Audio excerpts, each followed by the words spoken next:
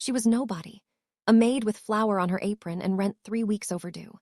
He was the most dangerous man in Rome, the kind of man whose name made senators go quiet at dinner tables and rivals disappear from city streets. She had no business being anywhere near him. But when his father's face became the target of a woman's furious palm, it was her body that moved first. Her arm shot out, took the impact, and the crack of it echoed through the marble hallway like a gunshot. The entire room went still. And then Lorenzo Ferrante turned around, and his eyes found her, and something shifted inside him that had never shifted before, something ancient, something irreversible, something that felt terrifyingly like the beginning of everything. Welcome to Mafia Hometale Besties. Please like, share, and subscribe. Her name was Natalie Brooks, and she had learned a long time ago that the best way to survive was to stay invisible. 26 years old, curvy in ways she had stopped apologizing for, with warm brown skin and dark eyes that noticed everything and gave away nothing. She'd been working as a household maid at the Ferrante estate for 3 months. 3 months of 6-hour bus rides through Rome's pre-dawn streets, of polishing marble floors that were probably worth more than her mother's entire apartment building back in Ohio, of keeping her head down and her opinions locked behind her teeth. The Ferrante household was not a place where opinions were welcome, especially not from the staff. She knew who they were, of course. Everyone in Rome knew who the Ferrante were. Lorenzo Ferrante was the don of the most powerful crime family in all of central Italy, a man who controlled ports, construction contracts, and judges with the same casual authority most people used to control a television remote. He was 34 years old, rarely photographed, and spoken about in hushed tones that held equal parts fear and fascination. Natalie had never met him. In 3 months, she had been careful to make sure of that. She worked the East Wing. He occupied the West. The estate was large enough that this arrangement had held perfectly.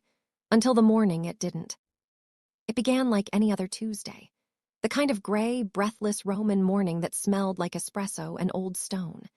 Natalie was carrying a fresh set of pressed linens through the main corridor when she heard the argument. A woman's voice, shrill and cracking at the edges the way voices do when they have run out of patience and crossed over into something uglier. A man's voice, older, measured, the kind of voice that had once been powerful and was now simply tired. Natalie slowed her steps.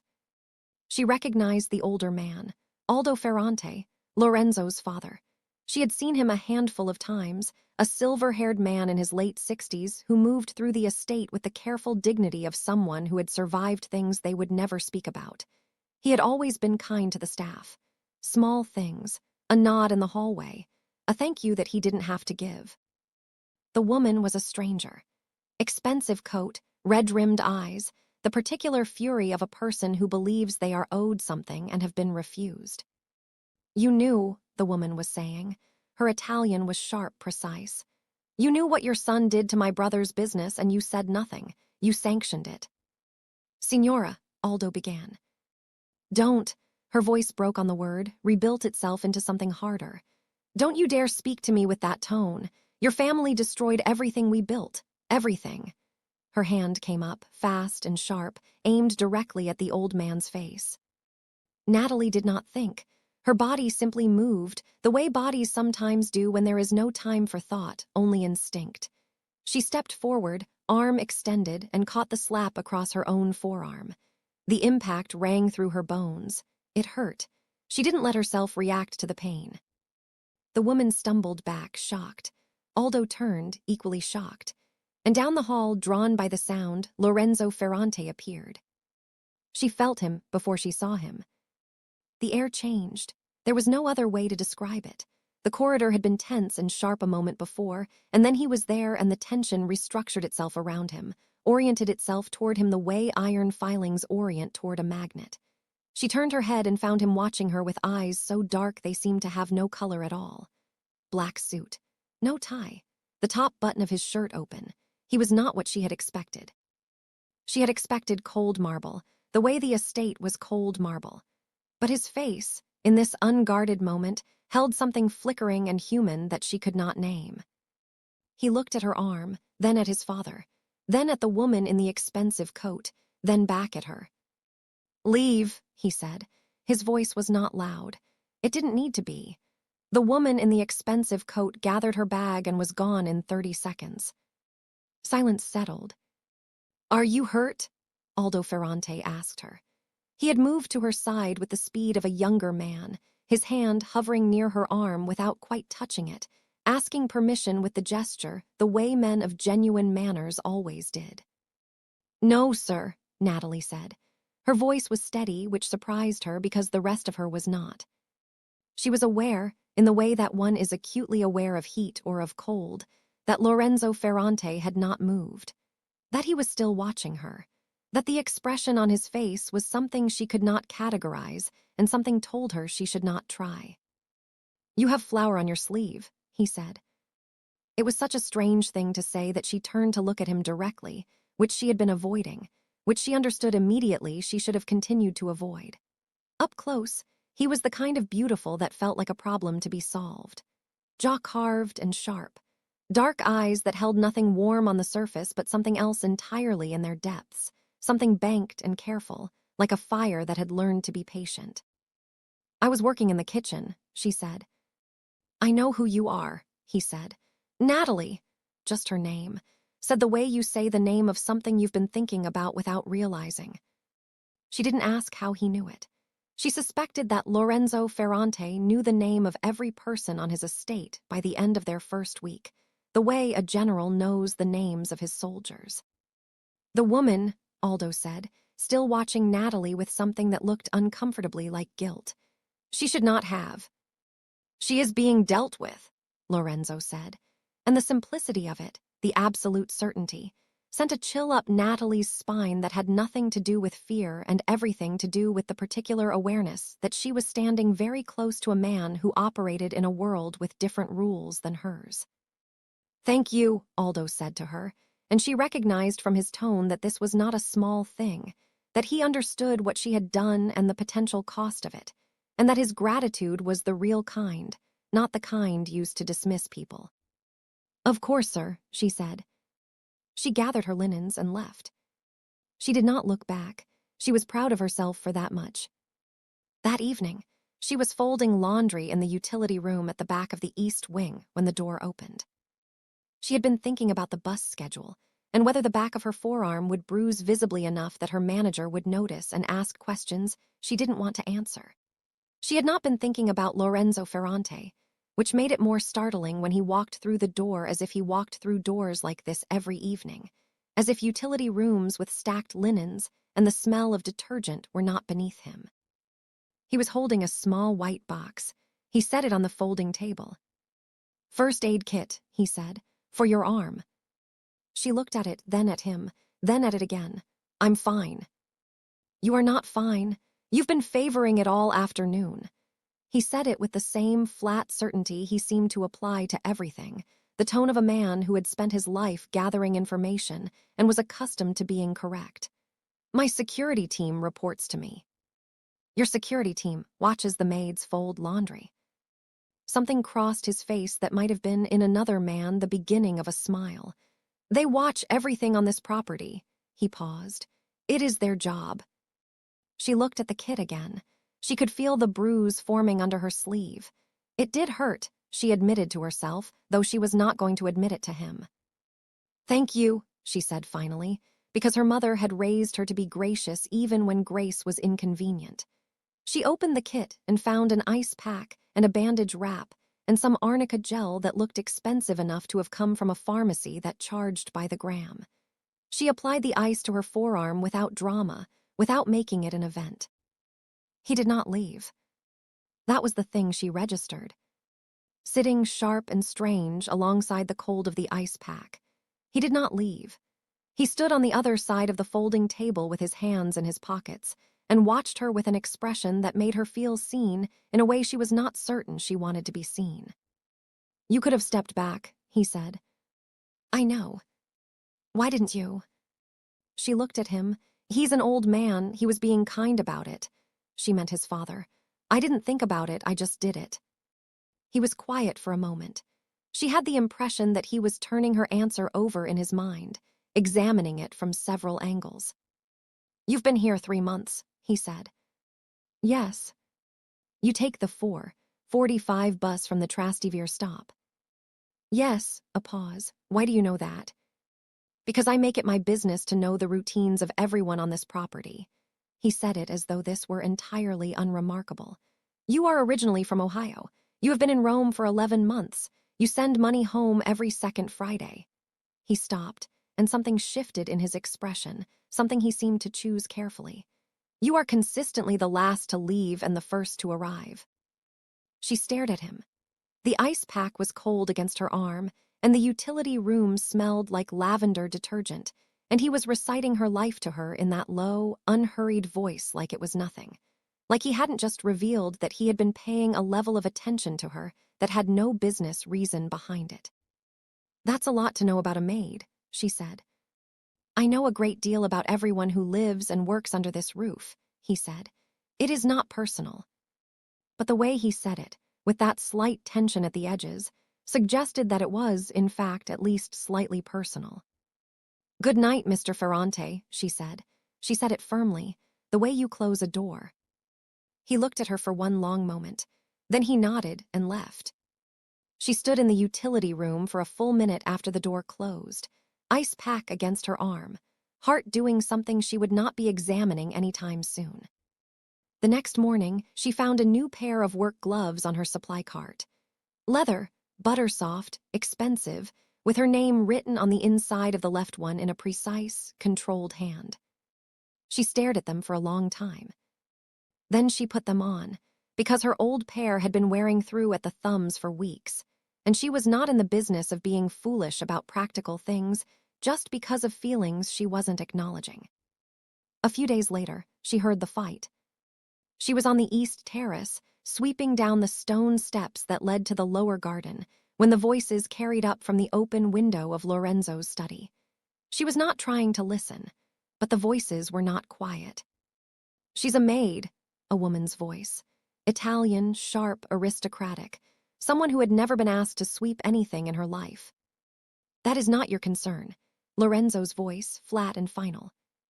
It is absolutely my concern. People are talking, Lorenzo. You've had her moved to the main wing schedule. You sent her flowers.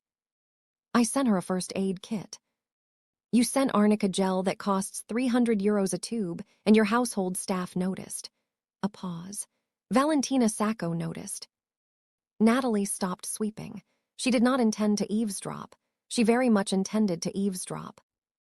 Valentina Sacco can notice whatever she likes, Lorenzo said. She has no claim on this house or anything in it. She has been waiting 3 years. She has been waiting for something that was never offered to her.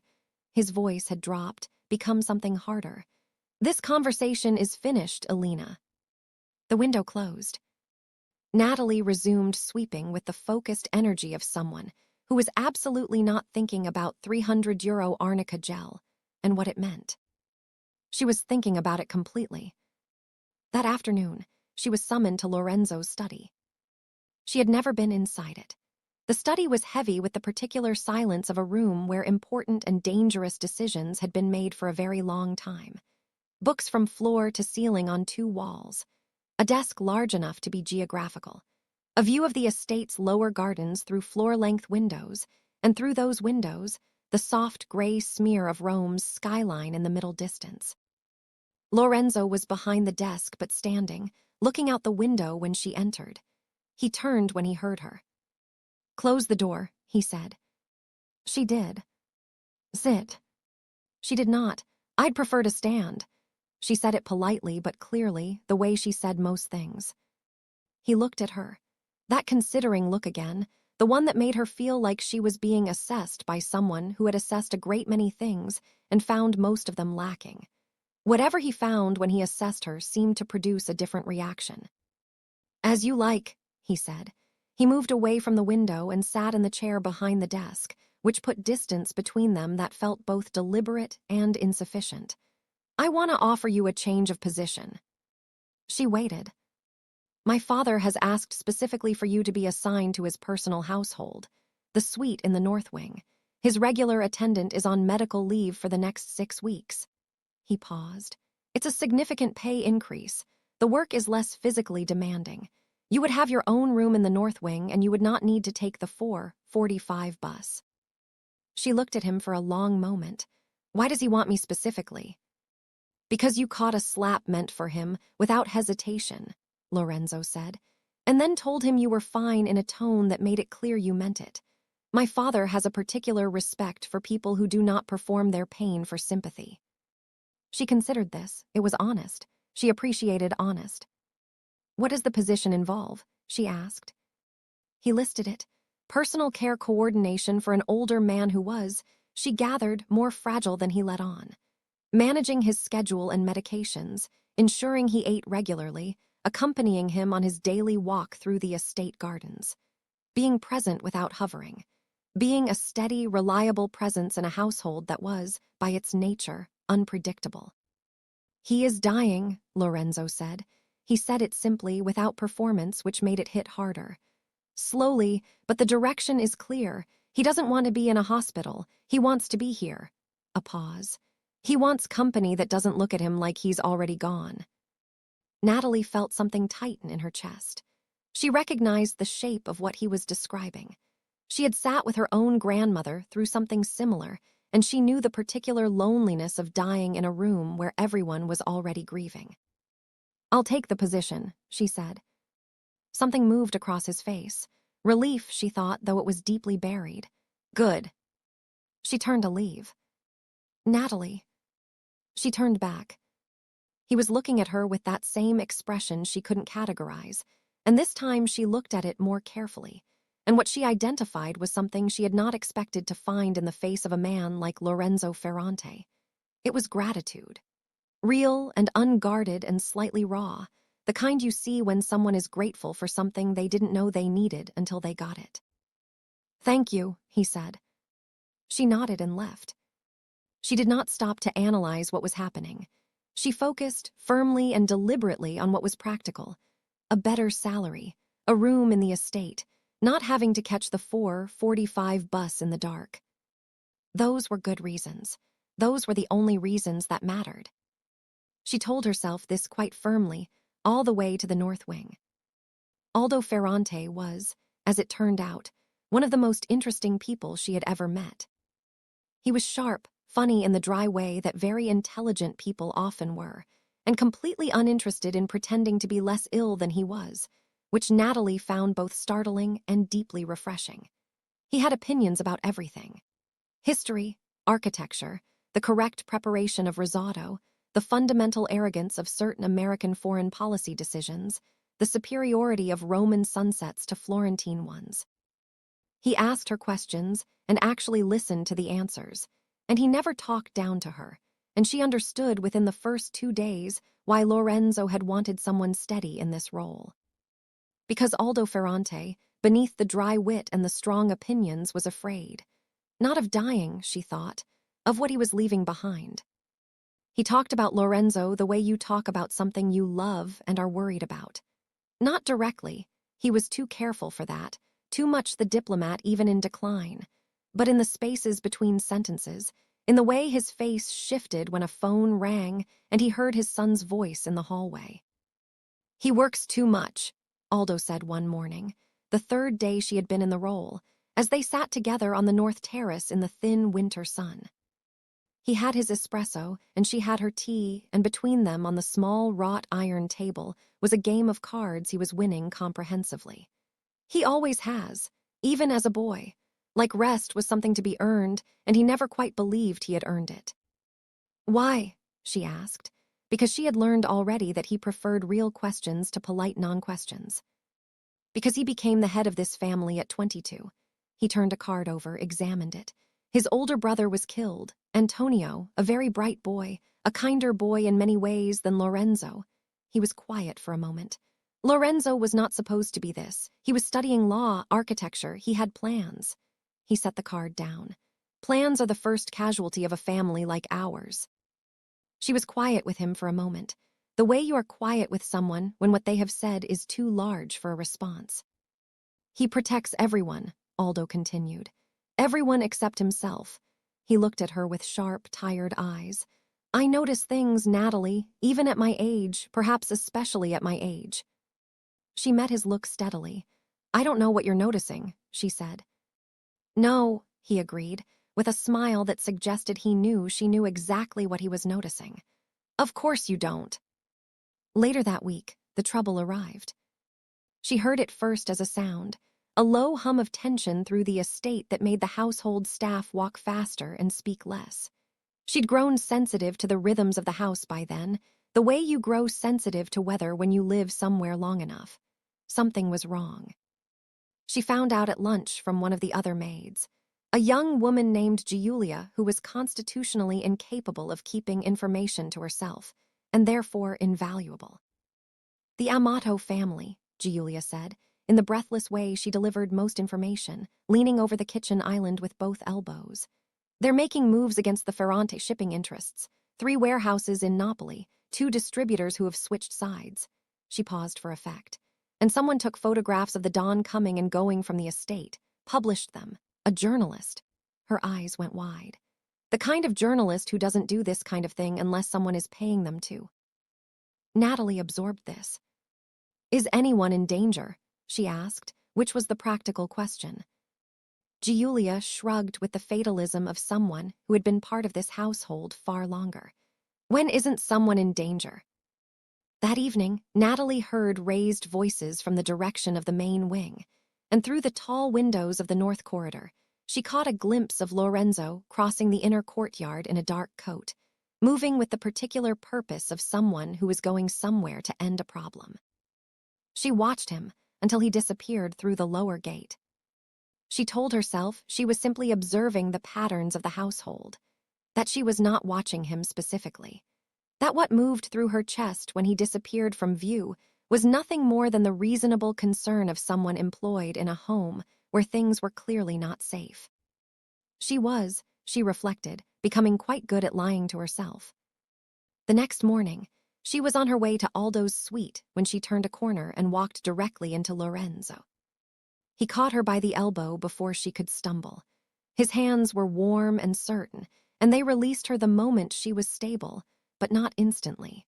There was a half-second where they held on, and she was aware of it the way you are aware of heat from something that has not yet touched you. "Sorry," she said. "My fault," he said. He looked tired in a way that was new, the kind of tired that was not about sleep but about weight. He had been, she understood, carrying a great deal of weight for a very long time. "Is your father all right?" she asked, because she was his father's caregiver and it was a logical question. "He's well. He told me last night that you beat him at cards." "He told me I cheated," she said. "You didn't." "I didn't. He's just not used to losing." Something shifted in Lorenzo's expression again, that thing that moved under the surface of him like current under water, and this time she identified it more clearly. He was amused. Genuinely, quietly amused in the way that people are when something delights them against their expectations. "He likes you," he said. "I like him," she said honestly. He looked at her for a moment too long. She felt her heart doing that unreliable thing again. "There are going to be additional security measures this week," he said. "Extra staff on the grounds, some disruption to the usual schedule." His voice shifted into something careful and deliberate. "I would prefer that you and my father stay within the north wing and the attached gardens for the next few days." "Is it serious?" she asked. He held her gaze. "I'm handling it." Which was not, she noted, an answer. Which was, she also noted, its own kind of answer. "All right," she said. He nodded and moved past her, and she continued toward Aldo's suite, and she did not look back down the corridor to where he had gone. She was getting less good at lying to herself. 3 days later, Valentina Sacco arrived at the estate. Natalie heard her before she saw her. Heels on marble, a voice that filled rooms like a sound system, the particular laugh of a woman who knew she was being watched and had decided to make an art of it. She was exquisite in the way that certain women are exquisite, assembled, deliberate, a kind of beauty that was also a kind of armor. She came for dinner. Natalie was not at dinner because she was staff, but she heard about it in detail from Giulia the following morning. She sat next to Lorenzo the entire time, Giulia reported, as though this were a geopolitical event. She touched his arm, twice. He didn't move away, he also didn't move closer. She considered this. He was polite, very polite, the way he is with people he has no feelings about. I don't know why you're telling me this, Natalie said. Giulia looked at her with the particular patience of someone who found the obliviousness of other people both exhausting and endearing. Of course you don't, she said, and went back to her work. Natalie spent the morning with Aldo, who was in a mood, sharp and impatient in a way she had learned meant he was in pain he was not going to admit to. She got him to eat breakfast and take his medication and agree to a short walk in the garden, and by the time they came in from the cold he was better, more himself, grateful in that contained way of his that she had come to appreciate. Valentina was here last night, he said, as she helped him out of his coat. I heard, she said, keeping her voice neutral. She is not right for him, Aldo said. She never has been. She wants the position, not the man. He looked at Natalie with those sharp, tired eyes. Lorenzo has never been seen, not clearly, not the way he deserves to be. He is very skilled at making himself unknowable. A pause. Not everyone takes the trouble to look. She hung his coat carefully and did not answer. Aldo smiled the small, dry smile of a man, making a point he has chosen not to make directly. What would you like for lunch? She chose a soup because it was cold and because it was what he could eat comfortably. She focused entirely on practical things. She was excellent by now at practical things. But that evening, when she passed the main salon and saw Lorenzo standing with Valentina by the window, her hand on his sleeve and his eyes directed somewhere in the middle distance with a blankness that was not peace but was something performed, something exhausted, Natalie felt something move through her that she recognized, finally, by its correct name. She walked past the salon door and did not look back. Jealousy, she thought, that was what you were. Now what? She told herself to be sensible. She had things to be sensible about. A good job. A safer income. Her mother back in Ohio who counted on the money Natalie transferred every second Friday. These were the things that mattered. These were the things that were real and solid and did not involve the terrifying and impractical business of developing feelings for the head of an Italian crime family. She was very sensible about it for approximately 4 more days. Then he showed up in the North Garden at 7 in the morning with 2 cups of coffee and sat down across from her on the stone bench, where she sat every morning in the 15 minutes between Aldo's morning medication and his breakfast, and said nothing. Just drank his coffee and looked out at the frost on the garden grass. She held her own cup with both hands and looked at the frost too. You don't sleep much, she said after a while. Not recently. The Amato situation. Partly, he turned his coffee cup in his hands. My father's doctor came yesterday. The timeline is shorter than we thought. She absorbed that. The cold of the morning was sharp against her face, and she was aware of him beside her in the particular way she had been acutely aware of him since that first moment in the corridor. But underneath, that was something simpler and more important. A son learning that his father was running out of time. The particular grief of that, which she had sat beside before and knew the weight of. I'm sorry, she said, simply, without trying to make it less than it was. He was quiet for a moment. He talks about you, he said. We talk a great deal. He told me last night that you remind him of my grandmother, that she also beat him at cards and also refused to perform her pain for sympathy. Something in his voice shifted. My grandmother was the only person in his life he ever completely trusted. She didn't know what to say to that, so she said nothing, and they sat together in the cold morning with their coffee until Giulia appeared at the garden door to say that Aldo was asking for his breakfast. He stood. Thank you, he said, for being good to him. He makes it easy, she said. He looked at her, and the look held that unguarded quality she had been seeing more and more often, the thing beneath the controlled surface, the thing that was warm and careful and wanted. She was beginning to believe, very badly to be seen. She looked back. She didn't look away. She held it, and she let him see that she was holding it, and something passed between them that was not a conversation, but was more significant than most conversations she had ever had. Then Giulia appeared again, more insistently, and the moment ended, and they went their separate ways. But the coffee had been warm and so had the company, and she stopped telling herself she was being sensible. Being sensible had an expiry, it turned out. She had reached hers. The following week, 2 things happened. The first was that a man named Riccardo Bassi began appearing on the estate. He was a financial consultant, according to Giulia, brought in to help manage some of the legitimate business restructuring happening in response to the Amato family's moves.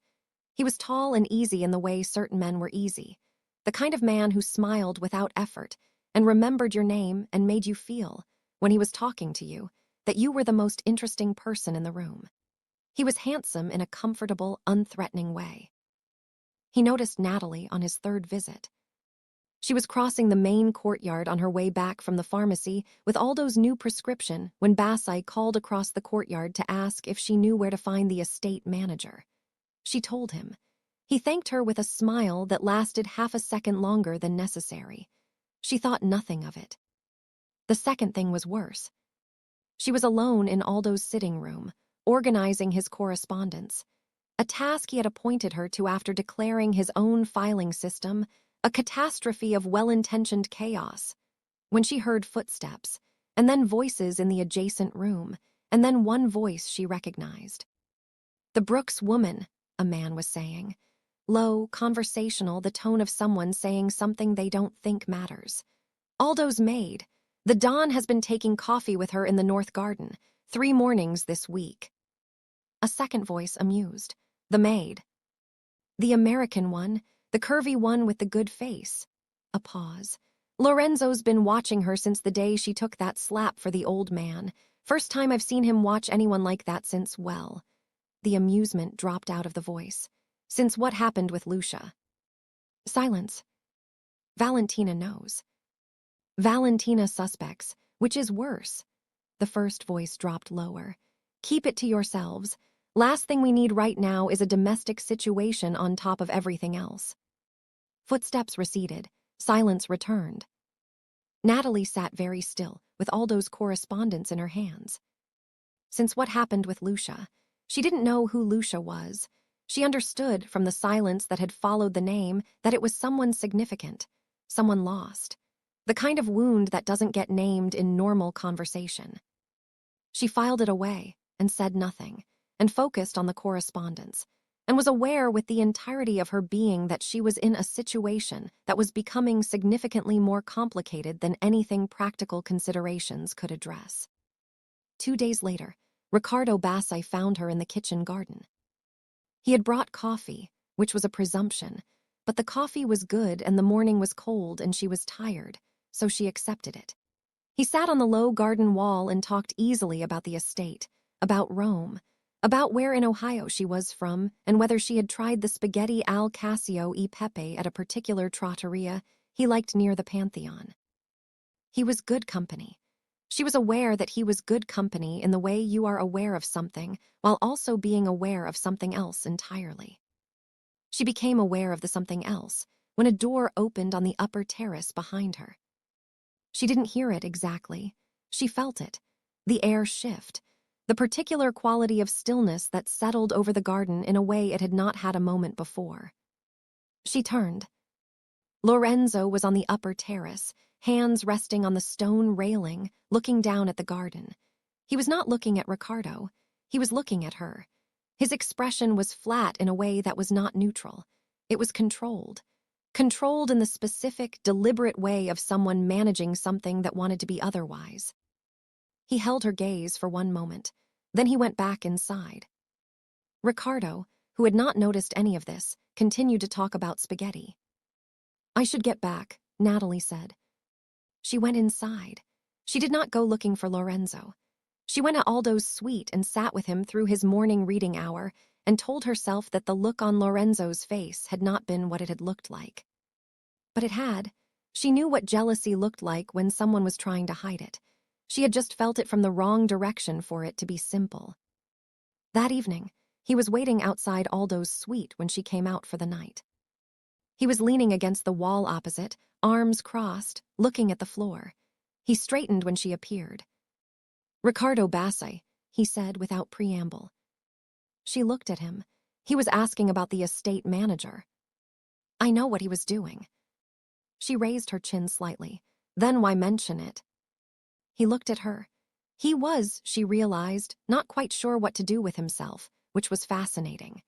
He was a man who had answers for everything, who moved through his world with absolute authority, and he was standing in a corridor at 9 in the evening, slightly at a loss and clearly not pleased about it.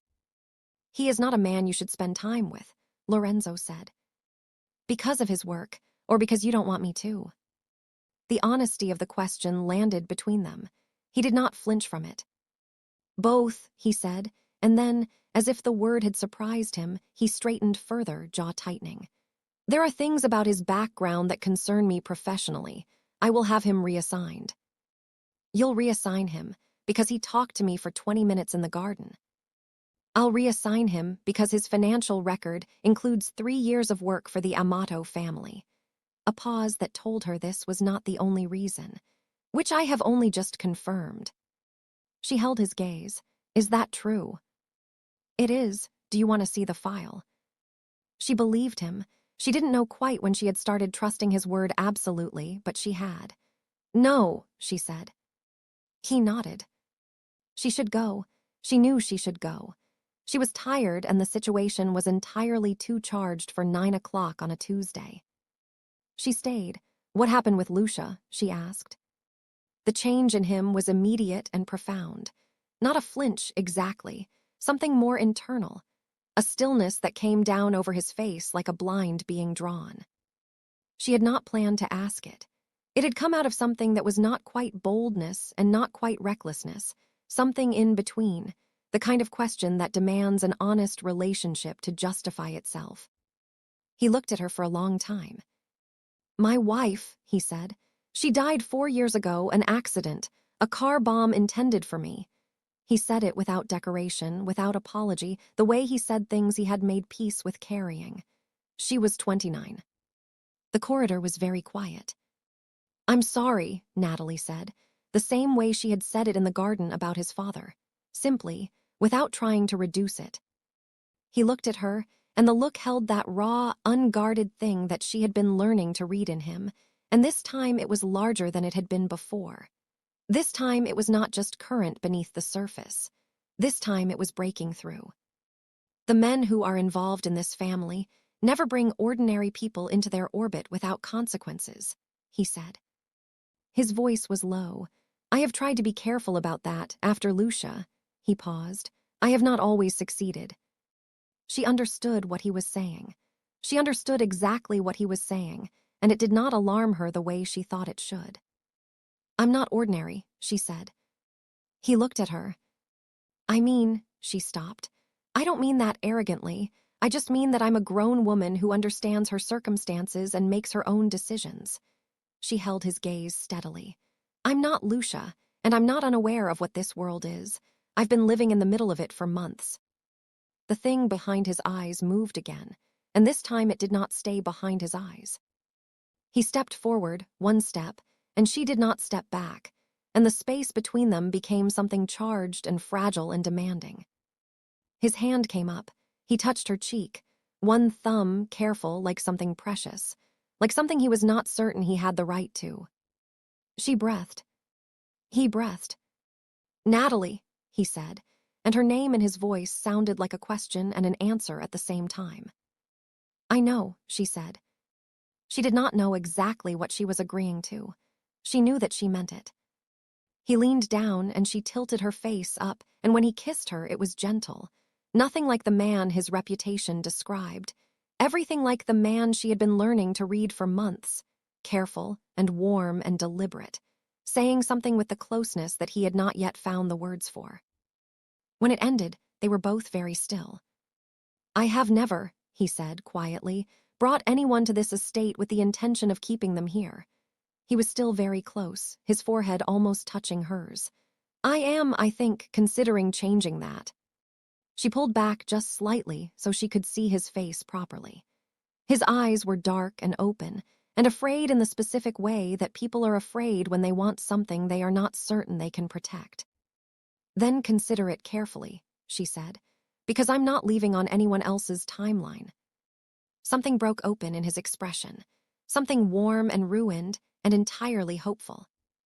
"Deal," he said, and the word was so unexpected, so simple, so not the language of the man the world saw, that she laughed, and he looked at the laugh like it was something he wanted to study, and she understood then that she was in something she was not going to be able to walk away from, and found she did not particularly want to try.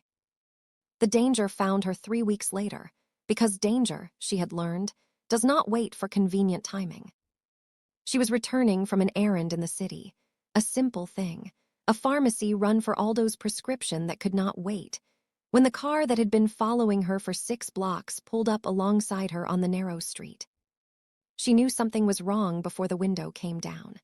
The knowledge arrived in her body first, a cold and precise understanding that she was alone and unguarded, and that someone had been watching her movements. She did not run. Running was the wrong move on a narrow Roman street with no clear escape. She reached for her phone. It was gone before she could call. A hand, a door opening, voices in rapid Italian, and then she was in the car, in the dark, with the particular terror of someone who had just understood how badly they had underestimated a situation. She was held in a room, a clean room which surprised her, a house somewhere outside the city, she thought, from the quality of the silence outside the window. The men who guarded the door were professional and unmemorable. Nobody hurt her. Nobody spoke to her. Food arrived at regular intervals. A man came on the second day. Expensive suit, face like a bureaucrat. He told her that she was leverage, that the Ferrante Don would be offered terms, that if he was sensible, she would be released unharmed within 48 hours. "And if he's not sensible?" she asked. The man in the expensive suit looked at her with the mild appraisal of someone who had made this calculation many times and did not lose sleep over the outcome. She understood. She was not afraid. She was something else, something colder and more focused. She thought about Lorenzo. She thought about the look on his face in the corridor. She thought about the fact that she had never, not once, seen Lorenzo Ferrante lose. She thought about Aldo and hoped someone was sitting with him. She waited. He came on the third night. She heard it before she saw it. A sound outside the house that was not like normal sounds. Then silence. Then a door. Then footsteps in the corridor, measured and certain, the footsteps of a man who had arrived somewhere with specific intentions and was not hurrying because he did not need to. The door of her room opened. Lorenzo was in dark clothes. There was something at the edge of his jaw that was going to be a bruise by morning. His eyes found her immediately, and what was in them was nothing like the controlled, banked thing she usually saw. This was something uncontained. Something that had been running in one direction since he had found out she was gone and had not stopped. "Are you hurt?" he said. "No." He crossed the room in 3 steps, and she was against his chest with his arms around her with a force that was not frightening, but was entirely overwhelming. The kind of embrace that is not about comfort, but about reality, about the need to confirm with the whole body that something is real and present and safe. She held on. He held on harder. "I burned through every favor I've built in 15 years, he said against her hair, in 48 hours. Is everyone else? Handled. He pulled back to look at her face, his hands on either side of her jaw, checking, assessing, the way he always did, cataloging and confirming. "I am going to need you to never do that again." "The pharmacy run," she said. "The going anywhere without telling me." His voice was rough at the edges. "I can have drivers, escorts. I can have any resource you need. I need you to tell me where you're going. I need." He stopped. His jaw tightened. "I should have had someone with you already. This is my failure." "It's the Amato family's failure," she said, "for underestimating what you do when pushed." "What I do," he said, and something in his voice made her look up at him carefully, "was not strictly lawful, and I am not sorry, and I need you to understand what that means and what kind of man you are attached to." "I know what kind of man you are," she said. "Do you?" Yes, she held his gaze. You're the kind of man who came for me. That's what I need to know. The look on his face, then, was the most unguarded she had ever seen. It was a man who had built walls for 15 years out of grief and responsibility and the particular loneliness of power, and was watching them come down, and was not certain whether to be relieved or terrified. She reached up and touched his face, the way he had touched hers in the corridor 3 weeks ago. His eyes closed, just for a moment, just long enough to be real. "Take me home," she said. He did. The following morning, Aldo was waiting for her with espresso and a pointed silence that said everything his dry wit chose not to. "You're all right," he said, when she sat down across from him. "I'm all right." Lorenzo did not sleep. He turned his cup in his hands. He did not eat. He sat in that chair. He gestured toward the chair by the window for approximately 30 hours and coordinated everything from it. He did not speak unless it was necessary. He looked like a man being held together by a single thread. He looked at her. I have not seen him afraid since Antonio died. She held Aldo's gaze and said nothing. "Good," he said, which was the only editorial he offered, and then he asked her if she wanted to play cards. She beat him again. He accused her of cheating. She did not cheat. The morning was soft and bright and Roman, and she could hear, from somewhere in the main wing, Lorenzo's voice on a phone call, methodical and certain, rebuilding the things that had been tested and winning, as he always seemed to win, by the particular force of absolute conviction. A week later, Valentina Sacco appeared for the last time.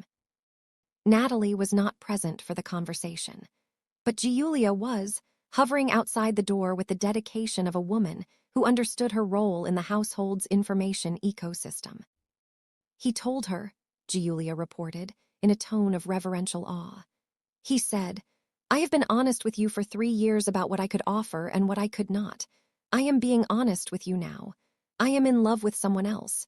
It is not a passing thing and it is not negotiable, and I would rather end this cleanly than let it become a cruelty." Natalie absorbed this. Her heart was doing the thing again. It had been doing the thing constantly for about a week. "In love," she said. His exact words, Giulia said. With great satisfaction. Valentina had left. Giulia reported that she had not screamed or thrown anything, which was, apparently, impressive. The estate had settled back into its rhythms. But the words remained in the air. In love with someone else. She found him in the evening in the North Garden, the same bench where they had drunk coffee in the frost. Now in the softer cold of a February night, with the city's lights smearing gold and amber against the dark sky behind the garden walls. He was sitting with his elbows on his knees, looking at the ground, and he looked up when she came through the gate, and his whole face changed in the way it always changed now when he saw her, the thing beneath the surface coming up to meet her. "I heard what you said to Valentina," she said. "I know," he didn't look away. "I meant it." She sat down beside him on the bench. Their shoulders touched. "You could have told me first." "Would you have wanted that?" She thought about it. "Yes," she admitted. "Then I'm sorry." He turned to look at her properly. "I am not, as it turns out, especially skilled at this." "At what?" "This." He gestured slightly, as if the word "this" could hold everything he meant. "Wanting someone, saying so, not," he paused, "not weaponizing the feeling into something protective and controlled." His voice dropped. "I spent a long time after Lucia making sure I felt as little as possible. It was not difficult. The work made it easy." He looked at her. "You made it not possible anymore." Somewhere between the first aid kit and the coffee in the garden, and every morning I found myself looking for you in whatever room I was in, it stopped being possible. She looked at his face, which she had been learning for months, which she knew now the way you know something you have read slowly and carefully and returned to, and she reached over and took his hand, which was warm and certain and slightly rough at the knuckles, and held it. "I'm not Lucia," she said for the second time, "and you're not the same man who lost her. I need you to know that I see the difference." His hand tightened around hers. "I know you do. That is, I think, the point." The city lights were warm against the dark sky. Aldo was inside, probably asleep, probably satisfied, probably winning at solitaire with cards he had not dealt himself. The estate was quiet in the way it was quiet after difficulty, the particular piece of a place that has been tested and held. "Lorenzo," she said. "Yes.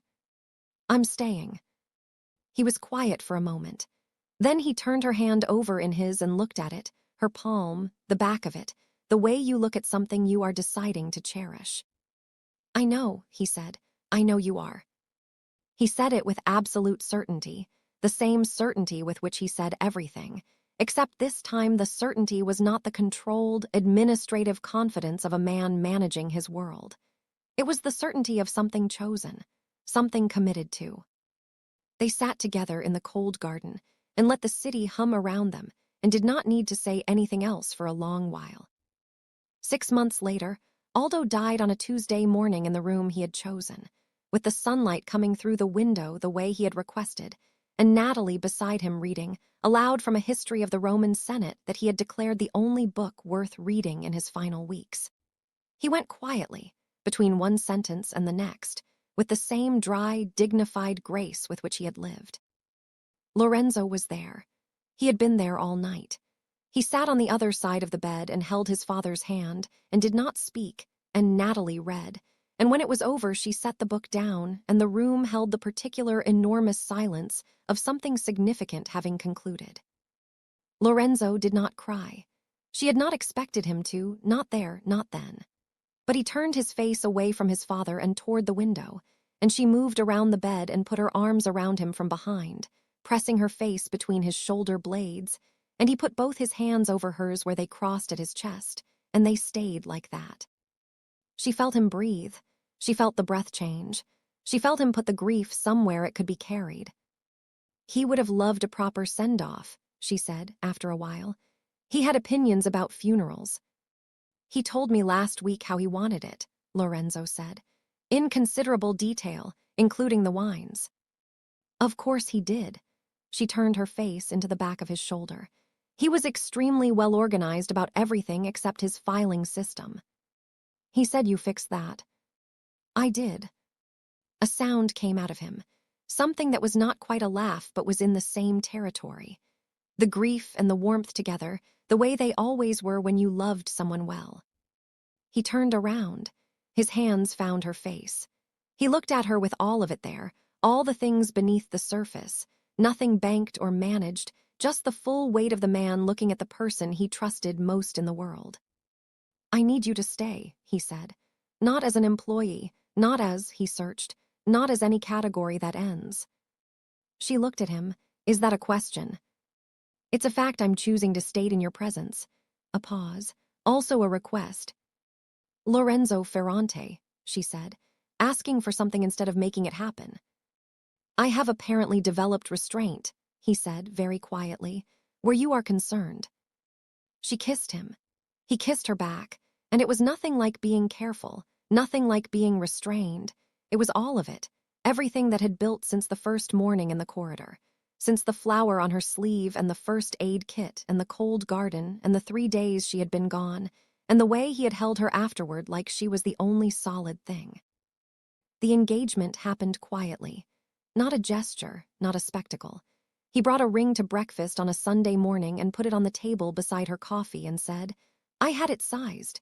Giulia helped with the measurements, which she is extraordinarily proud of, and I have sworn to pretend I do not know." She laughed, which she thought was maybe the thing he loved most about her, that she laughed, that she had not let the weight of this world take that from her. She picked up the ring. It was old, Italian gold, a deep and quiet beauty that was not performance. Something of his grandmother's, she knew without asking. She put it on. It fit perfectly. Of course it did. "Giulia is very pleased with herself," she confirmed. "She is insufferable," he agreed, and his eyes were warm and dark and entirely at peace, which was the thing she had been watching for, which was the thing she had wanted to give him from the beginning without knowing it. "Yes," she said. "Yes." He looked at her with that slight tension, the one that still appeared when something mattered enough to be uncertain about. "Yes," she said again firmly. "Always yes." The ring was warm on her hand. The coffee was getting cold. Outside the north garden window, Rome was bright and cold and ancient and indifferent in the beautiful way of old cities. Inside, Natalie Brooks, who had been nobody, a maid with flour on her sleeve and rent 3 weeks overdue, who had stepped in front of a slap on an ordinary Tuesday morning and changed the direction of 2 lives with a single instinct, reached across the table and took the hand of the most dangerous man she knew.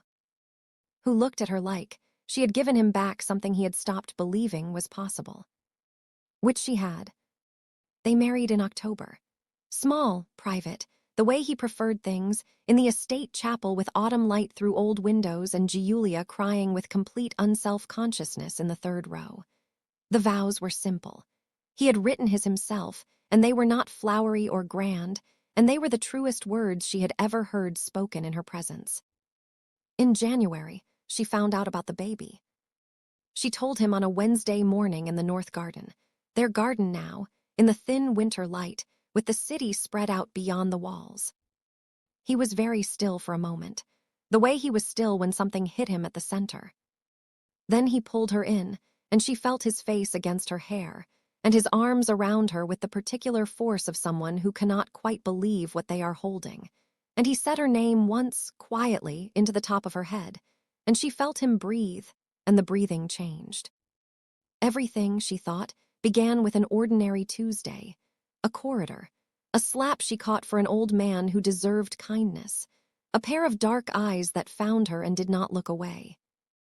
Lorenzo Ferrante had not looked away. Neither had she.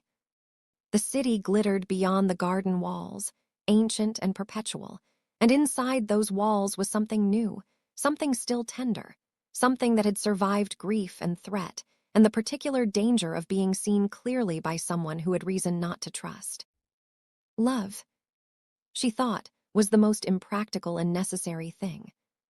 They had built one, slow and deliberate and real, from the inside out. That was enough. That was, in fact, everything.